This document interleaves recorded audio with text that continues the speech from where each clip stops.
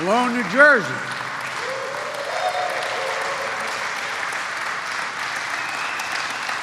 Thank you. Lieutenant Commander Jackie Terrell. Well, Governor Murphy, so many of the national challenges we're confronting are areas where you're already leading, and that's not hyperbole. Whether it's making health care or preschool or college more affordable, providing paid family leave, replacing lead in pipes and protecting public health. So thanks for showing the way, pal. Thanks for showing the way. It's also good to meet my old friend, a lot of my friends in Congress, but Bill, you and I have been doing this a long time, pal. Thanks for the passport back in New Jersey in your district. And Josh Gottheimer has been the best go-between I've had trying to get all this done, whether it's the Build Back Better portion or the infrastructure portion. And Tom Malinowski's done a hell of a job, and Don Payne and Frank Pallone. I keep telling Frank, I remind him, we've been doing things together a long time. I know Delaware's small. I know how important New Jersey is. But Delaware owns the Delaware River up to the high water mark in New Jersey. You know what I mean? And one of my favorite members of Congress who I campaigned for, and she won in spite of it, Mikey Sherrill, Lieutenant Commander of the United States Navy, naval graduate, Georgetown Law, incredible person. And I want to acknowledge both Senator Booker and Menendez, who represent you so well in Washington. They're down there trying to get this all moving. I'm here today to talk about what's fundamentally at stake for the families of New Jersey, the whole region here, and for our country. For most of the 20th century, we led the world by a significant margin, not just led the world by a significant margin, because we invested in ourselves, we invested in our people. Not only in our roads and our highways and our bridges, but in our people, in our families. We're among the first to provide access to free education, 12 years of free education for anyone who was an American, beginning back in the late 1800s and the early 1900s. And that decision to invest in our children and our families was a major part why we were able to lead the world for so much of the 20th century. But somewhere along the way, we took our eyes off the ball. Our infrastructure used to be the best in the world, not hyperbole, the best in the world. Today, according to the World Economic Forum, we rank 13th in the world. 12 other nations have superior infrastructure to us, and China has trains that go 230 miles an hour for long distances, and we got money to do that back in the administration of Barack Obama and Joe Biden, and you had a Republican governor who didn't want it, didn't want any parts of it. We used to lead the world in educational achievement. Now the Organization for Economic Cooperation and Development ranks America 35 out of 37 countries when it comes to investing in early childhood education and care. 35 out of 37. We cannot be competitive in the 21st century global economy if we continue to slide. My wife, who's a community college professor, says, any nation that out-educates us will out-compete us. Say it again, any nation that out-educates us will out-compete us. And that's a fact. That's why I resolve that we have to once again build America from the bottom up and the middle out. I've never seen a time in American history when the middle class did well, the wealthy didn't do very well. But I'm tired of trickle down. Trickle down hadn't worked so much for the last 15 years for working class and middle class folks. That's why I propose two critical pieces of legislation being debated back in Washington right now. These bills are not about left versus right or moderate versus progressive or anything that pits one American against another. These bills are about competitiveness versus complacency. Competitiveness versus complacency. They're about expanding opportunity, not opportunity denied. They're about leading the world or continuing to let the world pass us by. First, the infrastructure bill. It's about rebuilding the arteries of America. And the Portal Bridge project is showing why investments like this are so important. When the Portal Bridge was built, it was state-of-the-art, and it really was. but 110 years ago. Today, it's been called something different: a choke point, a bottleneck, an Achilles heel in the Northeast Corridor. Since the Portal Bridge was built, it's become the busiest rail span in the entire Western Hemisphere. Let me say that again. It's the busiest rail span in the entire Western Hemisphere. At peak usage, 450 trains pass over it every day, 200,000 Amtrak and New Jersey Transit passengers. But ships and barges also need to get under it, and many can't fit. That means the bridges need to swing open and closed again, a process that stops rail traffic and causes other problems. The bridge opens over 100 times a year, and 15% of the time, something goes wrong. 15% of the time. For example, if the rails don't lock back in place exactly right, the bridge closes. And sometimes, you know what fixes it? In the 21st century, a sledgehammer. Come out with a sledgehammer and align the tracks. Literally a sledgehammer to knock it back into place in the year 2021. One report a couple years ago found that the Portal Bridge was particularly responsible for 2,000 hours of delays between 2014 and 2018. Know the little expression, time is money. As one computer said, if you're on the train and they say Portal Bridge, you know you better make other plans. Aging infrastructure like this is more than an inconvenience or a nuisance. It's an impediment to America's global competitiveness. We're in a worldwide race. Things have changed. Take a look. That's why what's happening right now is so important. Today, we're moving forward on a new bridge that will be higher over the water, so it won't need to open and close, allow us to increase speed, safety, and efficiency, and capacity. This is going to make life a lot better for New Jersey's commuters. It's also going to create nearly 8,000 construction jobs in this area alone, this area's workers. 8,000. Union jobs. Union. It was pointed out to me not long ago that I said I'm a union president, that I apparently used, someone calculated, I used the word union more than the last 7 presidents combined. Because guess what? It's a decent wage. It's about to make rail transportation, which is a cleaner, greener way to travel, the better choice for a lot of New Jersey residents, but not just New Jersey, everybody up and down the East Coast. If I can pause for a second, I apologize because some have heard this. I commuted every single day, 263 miles a day on Amtrak from the time I got elected United States Senator. As a matter of fact, when I was vice president, I used to like to take the train home because my mom was very sick and dying, and I'd come home every weekend to make sure I'd take the train home. And the Secret Service, and I'm not criticizing them, legitimately would rather me fly because it's safer, because too many people can get on and off, et cetera. I'm getting on one Friday, and then one of the senior guys on Amtrak, Angelo Negri, I got to know all the conductors really well. They became my friends. I mean, really, my genuine friends. I'd have them at my home at Christmas and during the summer. And Ange walks up to me and goes, "Joey, baby!" Grabs my cheek, and I thought the Secret Service was going to blow his head off. I said, I swear to God, true story. I said, no, he's a friend. I said, "What's up, Ange?" He said, "Joey, I read in the paper,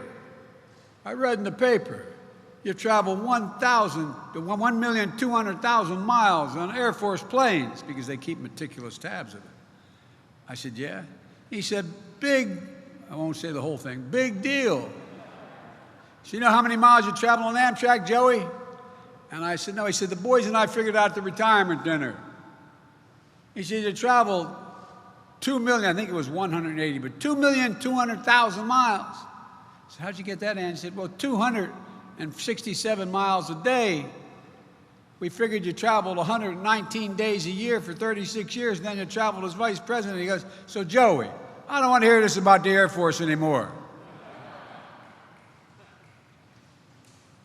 I'm a train guy because it also is the single most significant way we can deal with air pollution, the single most significant way we can deal with global warming.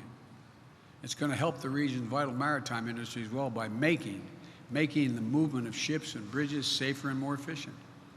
Look, with my infrastructure bill, we're going to make sure projects like this are just the beginning. Across the country, there are 45,000 bridges in disrepair, some of them dangerously so. 173,000 miles of roads are in poor condition. We're going to create them totally new. We're going to fix them. This is going to be good union jobs, prevailing wage. You can raise a family on, jobs that can't be outsourced. We're going to make the largest investment in public transportation in the history of America, replacing transit vehicles that are past their useful life, and make the most significant investment in rail since the creation of Amtrak 50 years ago. During peak periods when railroads are congested and rail carriers have more passengers, rail is up to 10 times more energy efficient than a person driving. 10 times. We have a huge opportunity here to provide fast, safe, reliable, and clean transportation in this country. Every study shows, I won't bore you with them all because I've been working on my whole life. Every study shows if you can get from point A to point B faster on rail than you can drive your automobile, you take the rail. The Northeast Corridor, we're talking about a $30 billion investments in major projects like the Hudson River Gateway tunnels and the Portal Bridge, which it feeds into. Look, we're going to create jobs replacing lead water pipes so families can drink clean water, something New Jersey and Governor Murphy have been leading on. We're going to make sure high-speed internet is affordable and available everywhere in America, including in the nearly 1 in 3 New Jersey families that don't have the internet subscription. How many times you see people pulling up to McDonald's sitting outside during the pandemic so they could do their homework because they can get off of their line. We're going to create jobs laying thousands of miles of transmission lines to build modern, resilient, and energy grid. And we're going to invest in strengthening our infrastructure against the impacts of climate change. The Governor and I were talking a little bit earlier. You know, just this year, global warming has caused over $1 trillion, $100 billion, $100 billion in damage. I visited New Jersey, as the governor mentioned, after the Hurricane Ida came through. The governor and several of you were with me. In Manville, we met people who had been put out of their homes by flooding. It was devastating. Water marks over people's heads. They'd show me where the water had gotten to. I told them that help was on the way. Since then, FEMA processed assistance applications for nearly 30,000 New Jerseyans and approved $150 million in repairs, replacement, and rental assistance and other needs. Between 2010 and 2020, this state has had 24 extreme weather events, 24. Nationally, extreme weather, as I said, cost the taxpayers over $100 billion a year. Our plan is going to build our roads higher, our levees stronger, our power grids more durable, all to withstand the ever-increasing ferocity and intensity of extreme weather. And with my Build Back Better plans, we're going to address the root cause of ever-increasing extreme weather and destruction, the climate crisis. We have a climate crisis. I've flown all over this nation this year in helicopters, going from Lake Mead. You know, more land, Gov, has been burned to the ground in the West, to the ground, forest, homes, than the entire state of New Jersey. From all the way down to Cape May, all the way up to the Hudson. That's how much is burned to the ground. My infrastructure bill is always part of Americans' work on long overdue national environmental cleanups, like cleaning up Passaic River, the nation's most expensive Superfund site. We're going to invest $42 billion in modernizing and electrifying our ports and airports like the Port of New York and New Jersey, Newark Liberty International Airport, reducing congestion and emissions and creating thousands more good-paying union jobs. This is going to help us meet the moment of the climate crisis in a way that creates good jobs, makes us more economically competitive, and we can breathe. Look, We haven't passed the transformative infrastructure bill for a decade. Think about this. How many times under the former guy we had infrastructure week? Not a single thing happened. We need to get this done. And it isn't enough just to invest in our physical infrastructure. We also have to invest in our people. That's what my second bill, the Build Back Better plan, does. I just had the opportunity to visit a preschool in the East End Elementary in North Plainfield. North Plain provides access to preschool for all kids 4 years and above. My plan is going to make it possible for the district to expand that program to 3-year-olds all across America. The earlier our children begin to learn, the better for themselves, their families, and for the nation. Studies show that children who have attended high-quality preschool are 50% more likely to finish high school and get a 2- or 4-year degree after high school. But right now, we're lagging behind. Today, only about half of 3- and 4-year-olds in America are enrolled in early education. In Germany, France, the UK, and even Latvia, that number is over 90%. Over 90% of 3- and 4-year-olds are in school. My Build Back Better plan gets us back on track. We'll make 2 years of high-quality preschool available to every child in America. An average 2-parent household in this state spends $15,000 to care for just one young child every year. Everybody says, how do you know? I know about this. When I got elected to the United States Senate, my wife and daughter were killed. I had 2 little boys. I was making a lot of money as a U.S. Senator, $42,000 a year, and I could not afford. That's why I started commuting every single day. Couldn't afford to have 2 houses and to have daycare. Thank God I have a sister who's my best friend, a brother, my mother, and my father who helped out. My Build Back Better plan is going to cut child care costs more than in half for low and middle income New Jersey residents. Under my plan, no middle-class family will spend more than 7% of their income on child care. We also extend historic middle-class tax cuts for parents by expanding the child care tax credit. Everybody talks about children, and Josh has heard me say it. I view it as a tax cut for middle-class families. A tax cut. We never have an argument when we talk about the wealthy. This is a tax cut. It changes the lives of the American people. As many people here in New Jersey understand, it means you get $300 a month for every child under the age of 6 and $250 for a child between 6 and 17. That money is already a life changer for so many working families. It's projected to cut child poverty in New Jersey by 36%. These bills are going to change the lives of millions of people in the areas and hundreds of millions of people across the country for better and for years to come. So everyone here today, especially Governor Murphy and other dedicated officials here today, thank you for showing us what's possible. Because when we make these investments, there's going to be no stopping America. We will own the future. This initiative is about betting on America, about believing in America, about believing in the American people. If you look at the history of the journey of this nation, what becomes clear is this. Given half a chance, the American people have never, ever, ever let their country down. So let's get this done. Let's move. Folks, we have the most talented workforce in the world. What are we doing? What in God's name are we doing? And by the way, you hear these numbers, 3.5 trillion or 1.75 trillion. We pay for it all. It doesn't increase the deficit 1 single cent. So let's get to work. Let's put people to work.